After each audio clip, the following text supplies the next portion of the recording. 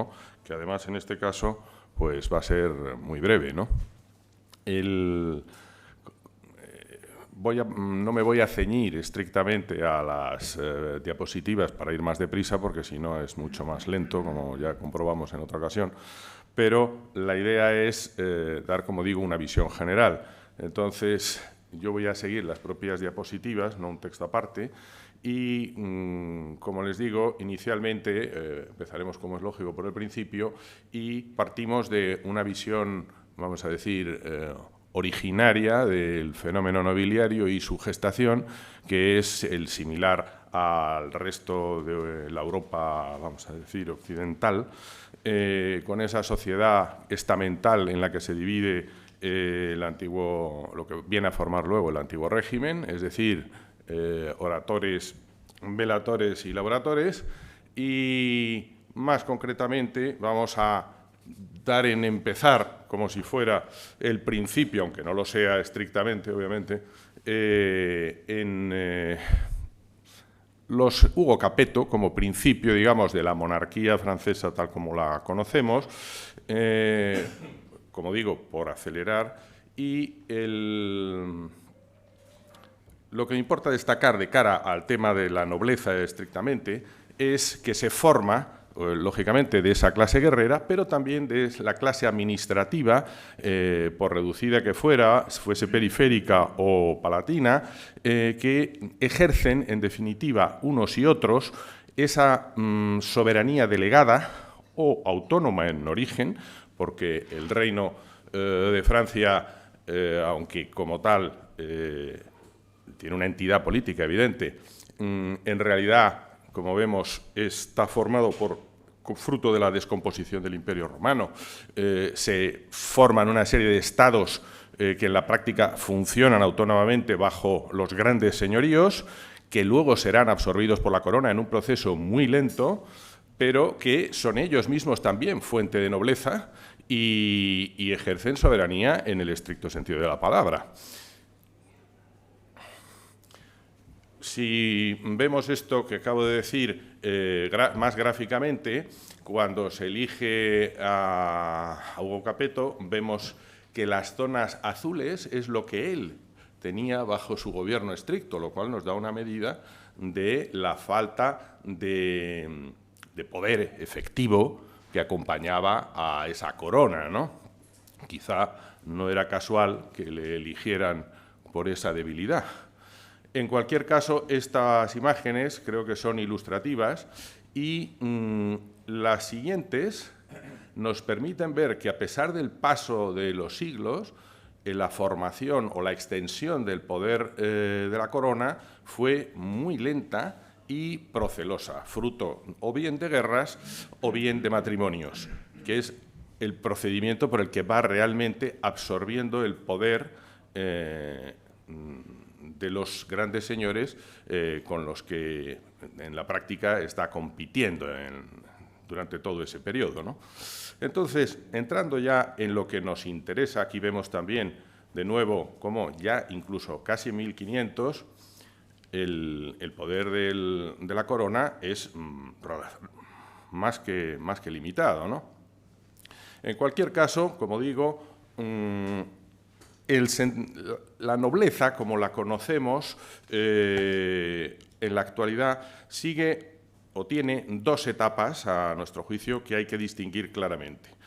La nobleza stricto sensu, o nobleza plena, que es la que identificaríamos con lo que llamaríamos antiguo régimen, y la nobleza honorífica, es decir, aquella que ya no es un Estado civil, ya no es un conjunto de derechos y obligaciones, no es un estamento independiente, mucho menos, y, como digo, podría incluso considerársela una condecoración, una distinción social, pero no va acompañada, como digo, de un poder efectivo. Habría que empezar, si acaso, antes de entrar a examinar esas dos etapas básicas, el procedimiento o los requisitos del Estado noble. Aquí los vemos en pantalla, en realidad son los requisitos serían los 3 primeros, pero los 2 segundos se manifiestan también reales y necesarios, ¿no? La baronía, que es estricta en el caso de Francia. La mujer, como vemos aquí, es, por así decirlo, irrelevante a efectos nobiliarios. La filiación es el requisito sine qua non, porque la base de la nobleza está en la sangre. No cabe la nobleza por adopción, por decirlo así muy extremosamente, pero es esa carga genética, digamos, el contenido último de la transmisión de la nobleza, del concepto de la nobleza. Por lo tanto, eso es incuestionable. Y la legitimidad, que en Francia tiene una particularidad, porque la legitimidad no es solo entendida como lo que bien vendríamos a entender todos por una filiación legítima, sino que es de matrimonio católico, salvo en el periodo concreto que vemos ahí, en que se autorizó del edicto de Nantes a un edicto o una ordenanza de 1685 en Fontainebleau, en que se acaba con esa, digamos, ese periodo de legitimación. Aunque en la práctica veremos que esto no fue nunca exigido de una manera rigurosísima, ¿no? Estos serían los requisitos: la baronía, la filiación natural y la legitimidad.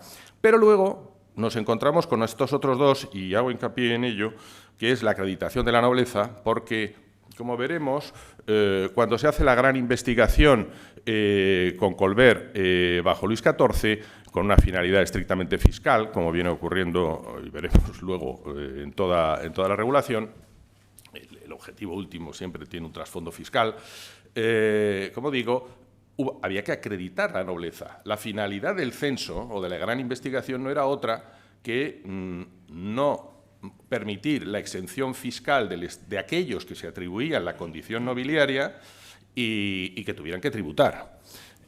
Por lo tanto, se vieron obligados a acreditar su nobleza. Bien, esa investigación pone un antes y un después, y aunque no se completó íntegramente, pero desde luego estableció una diferencia fundamental.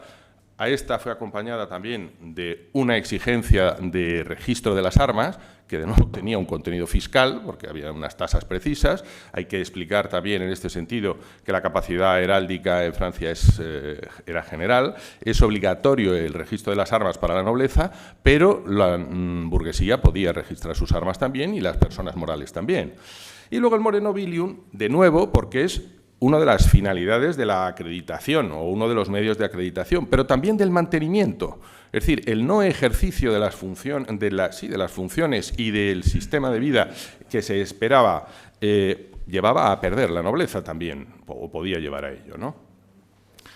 Entrando ya en lo que decía antes de esas 2 divisiones que hago entre nobleza, en la evolución de la nobleza francesa, entre la nobleza plena o estamental y la que llamaremos honorífica,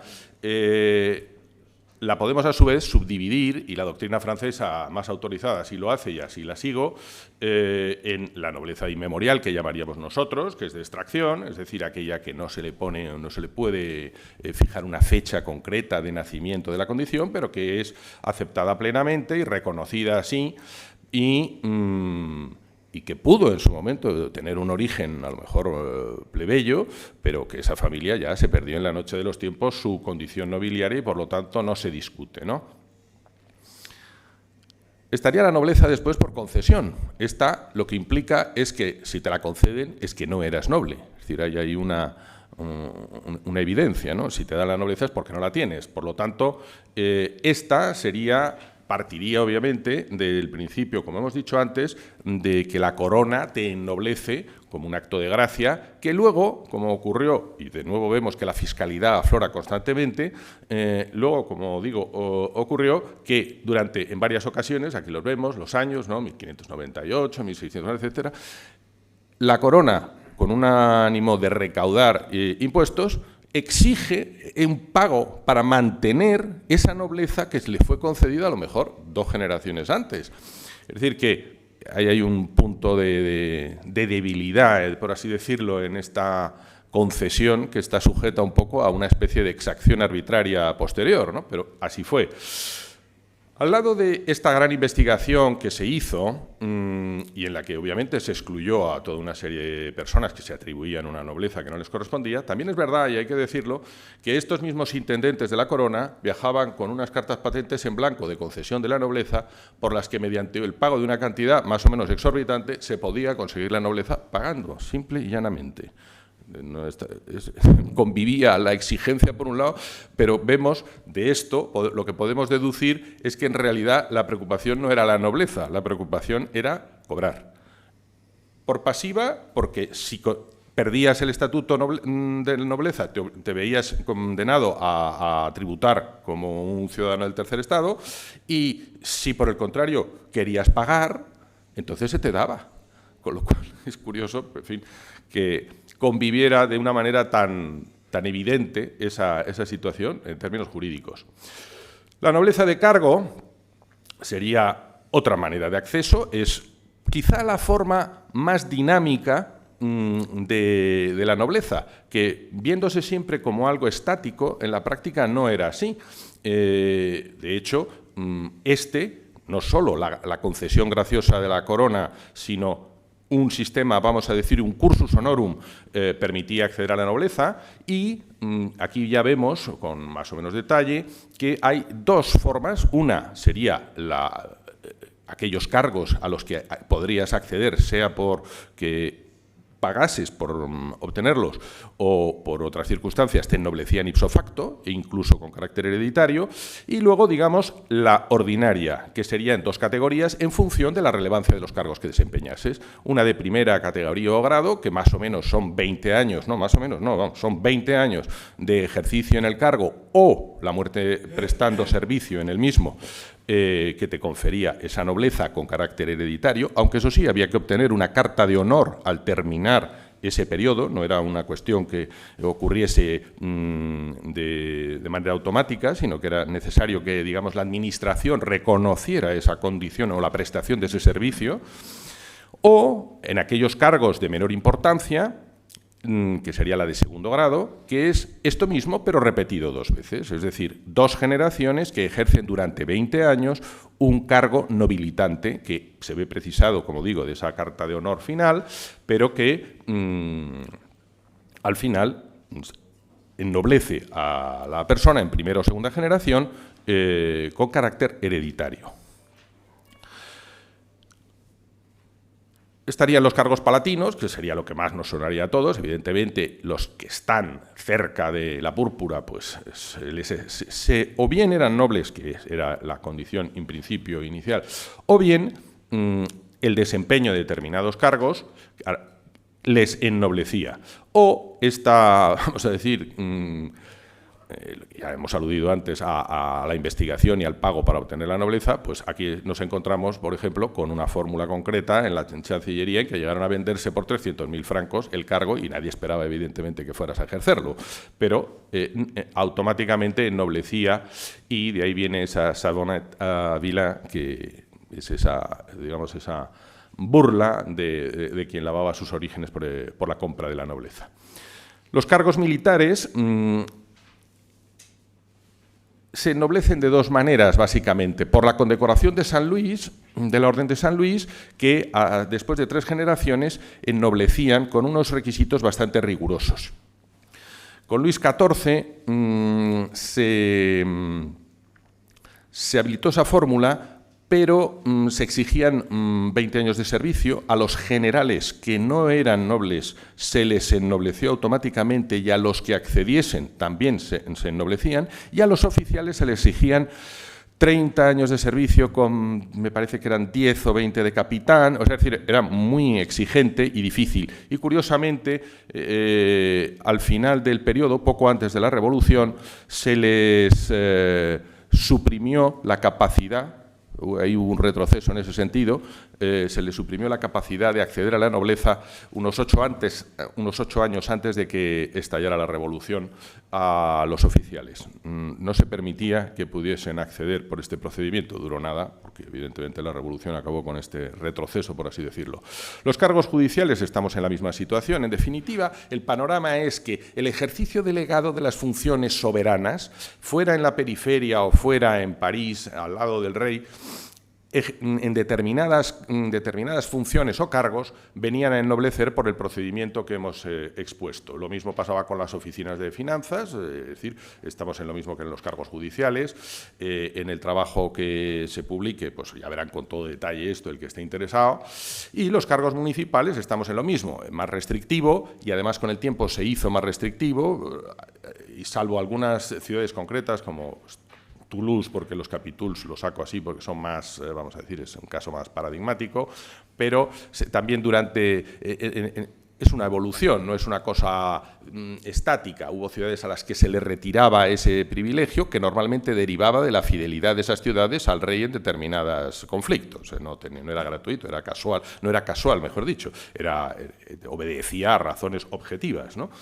Por lo tanto, como digo, es dinámico, es decir, la ciudad de Lyon estuvo exenta, sí, pero que estuviera exenta en un determinado momento no significa que lo estuviera permanentemente. E incluso después volvían a ganar, porque harían las gestiones que fuese, y volvían a ganar el estatuto de nobleza para sus determinados cargos municipales. Si no era el alcalde, pues, o los regidores o concejales que llamaríamos hoy, pues en definitiva lo alcanzaban, ¿no? Por último, estaría la nobleza por agregación, que esto sí sería, por así decirlo,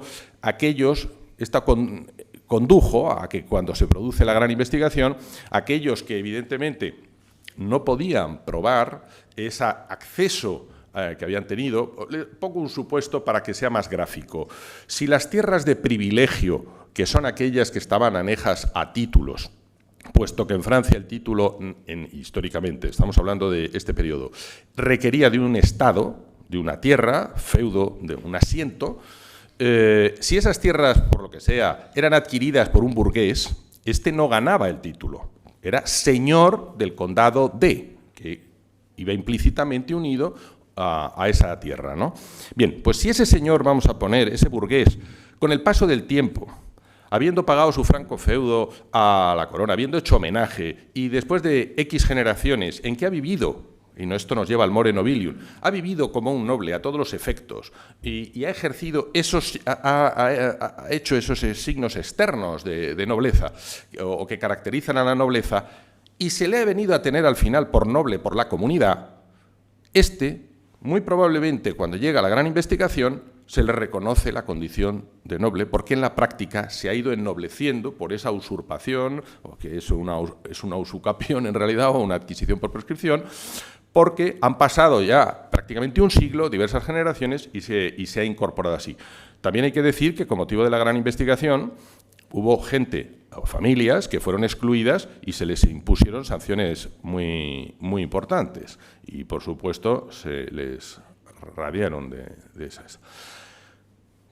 ¿Qué contenido tenía esa nobleza plena que hemos ya venido a decir? Pues las exenciones fiscales, que no son plenas totalmente, porque también de nuevo con Luis XIV se impone un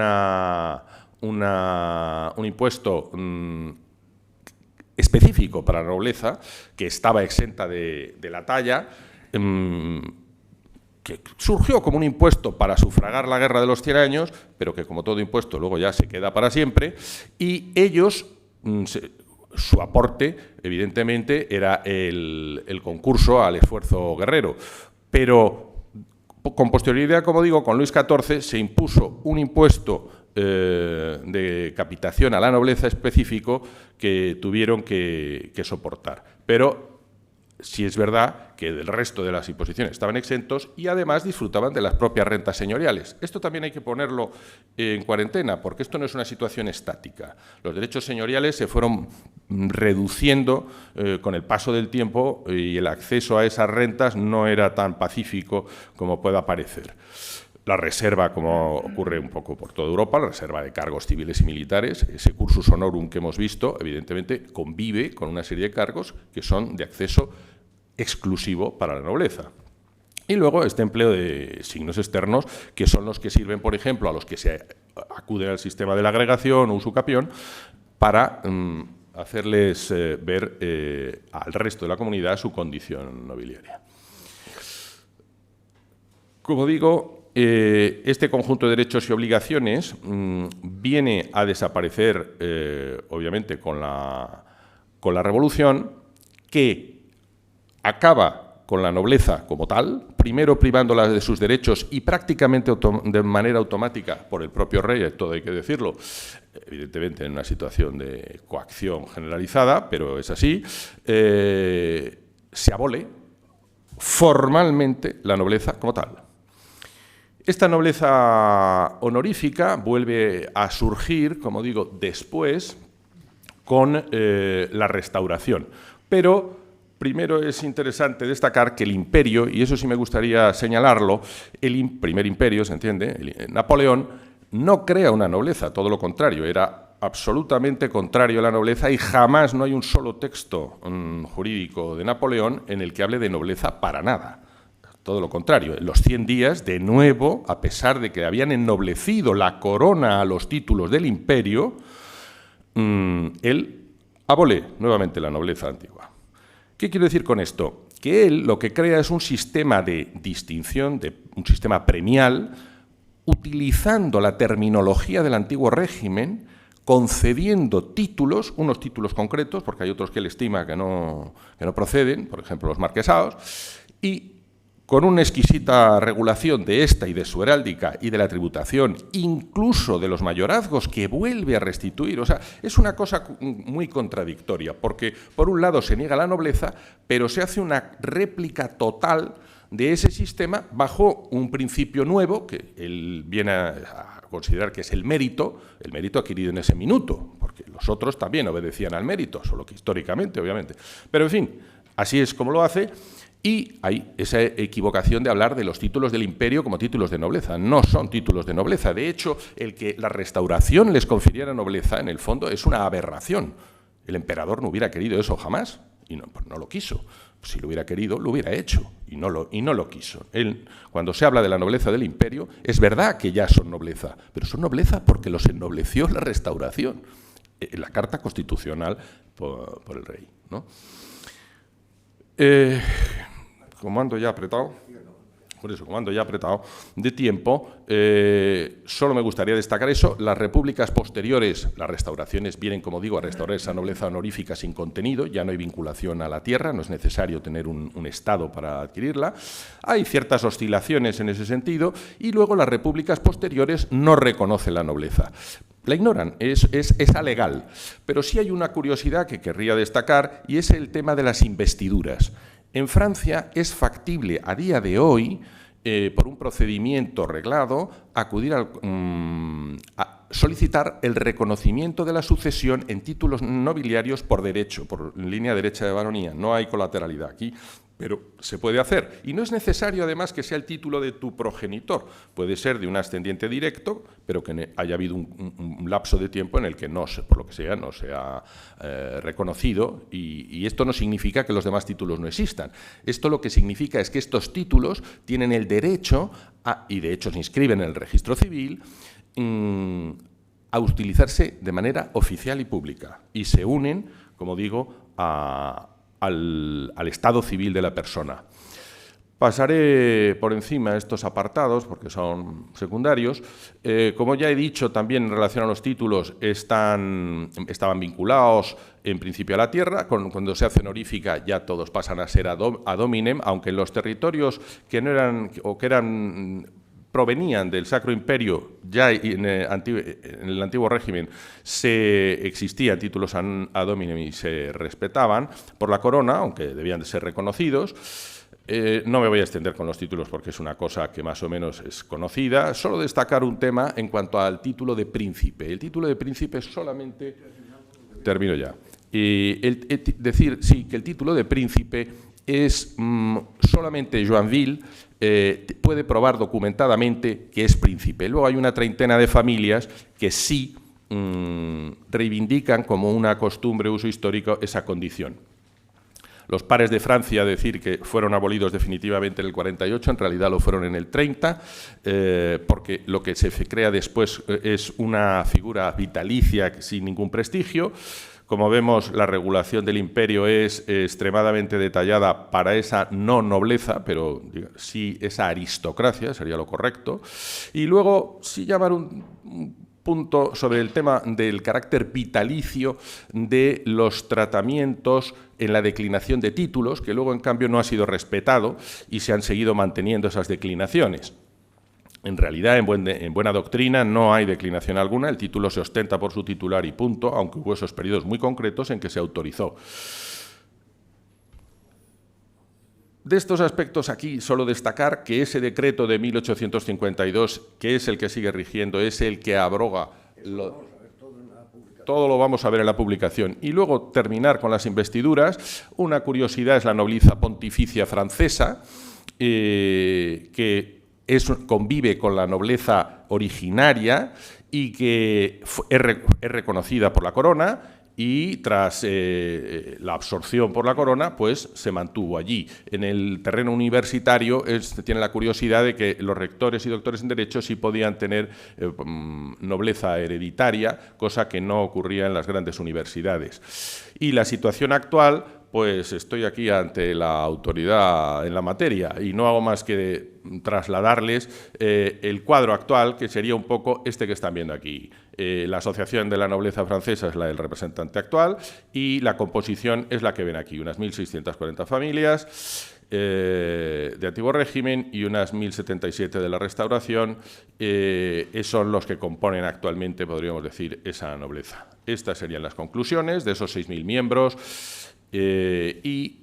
A modo de conclusión, estos serían los 4 puntos, a mi juicio, importantes. La Fronda hace perder en jaula a la monarquía en Versalles, lleva ese enjaulamiento por parte de Luis XIV, deja con la Revolución de existir una nobleza plena en el sentido que hemos expuesto, y el restablecimiento crea simplemente una distinción honorífica con la misma denominación que absorbe el imperio. Y a partir del periodo republicano se termina con el procedimiento, con la nobleza como una figura existente. Solo existe la investidura que gestiona el Ministerio de Justicia a día de hoy a través de un proceso en el Consejo de Estado. Y nada más. Gracias. Muchas gracias, Marcos. Pasamos al siguiente.